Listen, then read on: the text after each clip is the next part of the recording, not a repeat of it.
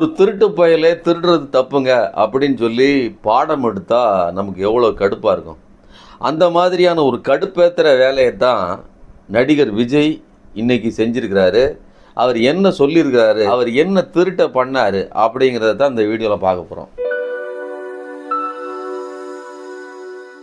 தமிழ்நாடு அரசு ஒன்றியத்தில் இருக்கக்கூடிய பாஜகவுக்கு எதிராக கடுமையான ஒரு போராட்டத்தை நிகழ்த்திட்டு இருக்குது.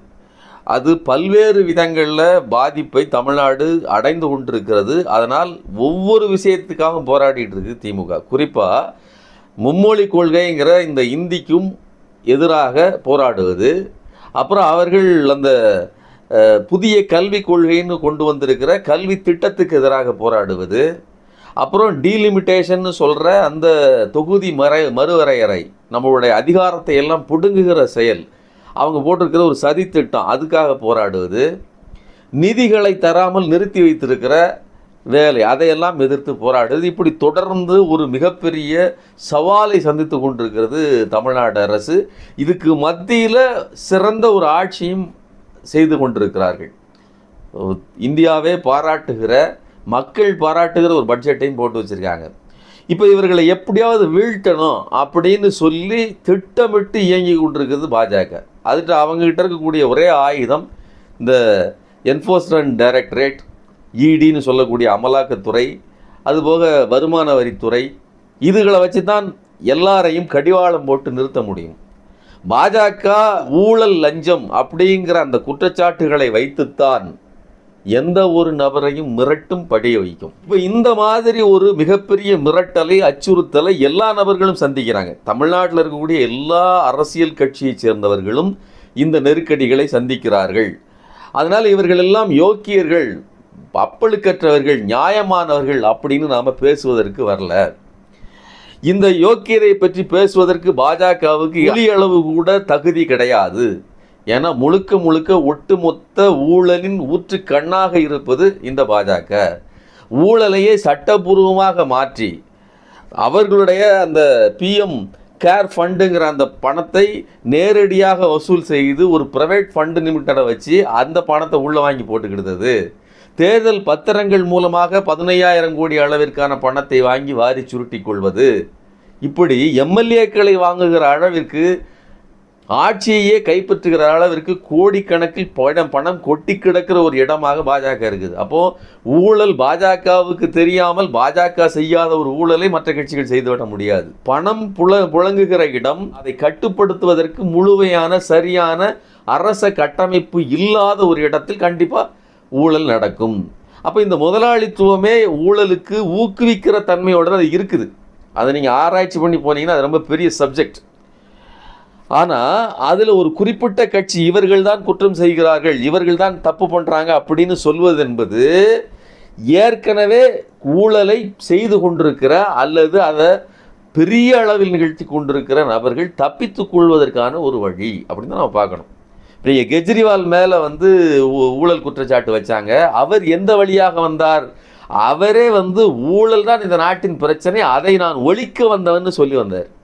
ஆனால் அவரை கடிவாளம் போட்டு அவரை தங்களுடைய கட்டுப்பாட்டுக்குள் கொண்டு வருவதற்கு படாத பாடுபடுத்தி இப்போ வரலாம் அவரை தொடர்ந்து துன்புறுத்தி கொண்டு தான் இருக்கிறது இந்த பாஜக. அப்போ தங்களுடைய பேரத்துக்கு, தங்களுடைய விருப்பத்திற்கு யார் படியவில்லையோ அவர்கள் மேலெல்லாம் இந்த வீச்சான இந்த கடிவாளத்தை போட்டு நிறுத்துவதை அவர்கள் வைத்திருக்கிறார்கள். அதில் அப்படி எதையாவது ஒரு ஆதாரபூர்வமாக வச்சுக்கிட்டு செய்வது என்பது ஒரு பக்கம். சில நேரங்களில் அப்படிப்பட்ட ஆதாரங்களே இல்லாத போது குற்றச்சாட்டுகளை அள்ளி வைத்துவிட்டு அதை ஒரு ப்ரொபகண்டாவா, அது ஒரு பிரச்சாரமாக கொண்டு செல்வது இன்னொரு யுக்தி. நீங்கள் செந்தில் பாலாஜி அவர்கள் மேல் என்ன குற்றச்சாட்டு சொல்லப்பட்டது? கடந்த ஆட்சியில், அதிமுக ஆட்சி காலத்தில் அவர் போக்குவரத்து துறை அமைச்சராக இருந்தபோது சிலருக்கு வேலை வாங்கி கொடுப்பதில் 5 லட்சமோ 10 லட்சமோ வாங்கினாருன்னு சொல்லி தான் கேஸு. ஆனால் அந்த கேஸுக்கு எந்த முகாந்திரமும் இல்லை, அவர்கள்ட்ட எந்த ஆதாரமும் இல்லை. நீங்கள் அவரை தூக்கி உள்ளே வச்சுருந்தாங்க. 1 வருடத்துக்கும் மேலாக 440 நாட்கள் கிட்ட அவரை விசாரணை கைதியாக வச்சுருந்தாங்க சார். உச்ச நீதிமன்றமே இதுக்கு மேலே தாங்காது, ஒரு தண்டனை காலம் அளவிற்கு, தண்டனை காலத்தை விட அதிகமான அளவிற்கு இவர் தண்டிக்கப்பட்டு விட்டார். ஒரு விஷயம், ஈடி கைது பண்ணுது, குற்றச்சாட்டுகளை வைக்குது. அந்த குற்றச்சாட்டுக்கான ஆதாரங்கள் இவர்கள் கையில் இல்லை. நாங்கள் தேடிக்கிட்டே இருக்கிறோம், 2000 சாட்சிகள் இருக்குது, அது அவ்வளோ ஆவணங்கள் இருக்குதுன்னு புருடாக்கதைகள் விடுகிறார்களே தவிர கையில் கைப்பற்றி இந்தாங்க இதுதாங்க பொருள், இவ்வளோதாங்க ஆட்சின்னு சொல்லி காட்டுவதற்கு இவர்கிட்ட எதுவுமே இல்லை. அப்போ ஒரு தண்டனையே கொடுத்துட்டாங்க. இப்போ மறுபடியும் என்ன பண்ணுறாங்க அப்படின்னா, இதே மாதிரி டார்கெட் வைத்து செந்தில் பாலாஜி மேலேயே குற்றச்சாட்டுகளை வைக்கிறாங்க. அது எப்படி நடக்கு அப்படின்னா, ஈடி கண்டுபிடித்து ஆவணங்களை வெளியிட்டு இவ்வளவு இருந்துச்சுங்கன்னு சொல்றதுக்கு முன்னாடி மதுக்கடைகளில் கொள்முதல் செய்ததில் 1000 கோடி ஊழல் நடந்திருக்குன்னு சொல்லி ஒரு பொது வழியில் தமிழ்நாடு பாஜக தலைவர் அண்ணாமலை வைக்கிறார்.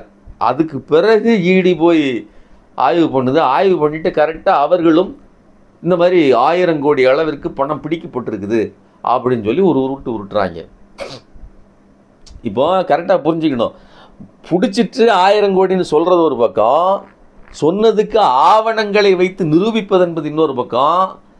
அதெல்லாம் செய்யாமல் முதல்லையே 1000 கோடி அளவுக்கு ஊழல் நடந்திருக்குன்னு ஒரு கதை உருவாக்கி விட்டு போய் பிடிக்கிறதா, ரைடு போகிறதா ஒரு நாடகத்தை நடத்தி இப்போ வரலும் என்ன நடந்துச்சுங்கிறது தெளிவாக தெரியாத அளவுக்கு பார்த்துட்டு இருக்காங்க. இதுக்கு மத்தியில் 40,000 கோடி அளவிற்கு பெரிய ஊழல் நடந்திருக்குன்னு சொல்லி அதிமுக தலைவர் எடப்பாடி பழனிசாமி ஒரு பக்கம் பேசியிருக்கிறாரு. இந்த வரிசையில், அதாவது திமுக இவ்வளவு பெரிய ஊழலை செஞ்சிட்டு அப்படின்னு சொல்லி இந்த கதை கட்டுவதற்கு பின்னாடி அந்த வரிசையில் பாஜக, அதிமுக, இன்னும் பிற கட்சிகள் அடிபொடிகள் எல்லாரும் சேர்ந்து நிற்கிறது மாதிரி அதோட அடுத்த வரிசையில் பின்னாடி நிற்கிறாரு விஜய். நாம் ஏற்கனவே சொல்லிட்டு இருக்கிறோம், பாஜக தள்ளி விட்டு நிர்பந்திச்சு, எதை நிர்பந்திக்குது, அவரையும் அவர் மேல் உள்ள ஊழல் குற்றச்சாட்டுகள், அவர் மேல் இருக்கக்கூடிய முறைகேடுகள், ரைடு, இன்கம் டேக்ஸ் ரைடை வச்சு மிரட்டித்தான் அவரை இந்த அரசியலில் குதிக்கவே சம்மதித்திருக்கிறது அப்படிங்கிறதான் நமக்கு வருகிற தகவல். தன்மேல் ஒரு குற்றச்சாட்டு இன்னும் உங்களுக்கு நல்லாவே தெரிஞ்சிருக்கும். 2015 புலி படம் வெளியில் வந்தப்போ கிட்டத்தட்ட 25 கோடி ரூபாய் அளவிற்கு பணம், கணக்கில் வராத பணம் கையாடல் செய்யப்பட்டிருக்குது, புழங்கப்பட்டிருக்கிறது அப்படின்னு ரைடு வருது. அந்த படம் ரிலீஸ் ஆகிறதுக்கு தடை வருகிறது. அதை நிவர்த்தி செஞ்சு அந்த படத்தை ரன் பண்ணுறதுக்காக உடனடியாக 5 கோடி ரூபாய் பே பண்ணுறாப்புல. அப்போ 5 கோடி ரூபாய் நீங்கள் பே பண்ணுறீங்கன்னா என்ன பொருள்? இன்கம் டேக்ஸ் ரைடு அடித்த அந்த 25 கோடிக்கு நீங்கள் வட்டி கட்டுற அந்த வரியாகவோ இதுவாகவோ நீங்கள் கட்டி கொண்டு அதை சமரசம் பண்ணி முடிக்கிறீங்க. அப்போது 5 கோடி நீங்கள் கையாடல் செய்து இருக்கிறீர்கள்ங்கிறது அங்கேயே ப்ரூவ் ஆயிடுச்சு. அப்படி எந்த ஒரு குற்றச்சாட்டும் ப்ரூவானதா இந்த செந்தில் பாலாஜி கேஸ்லையும் கிடையாது. இப்போ இருக்கிற இந்த டாஸ்மாக் ஊழல் பற்றி இவர்கள் சொல்லுகிற இந்த கதையிலையும் கிடையாது.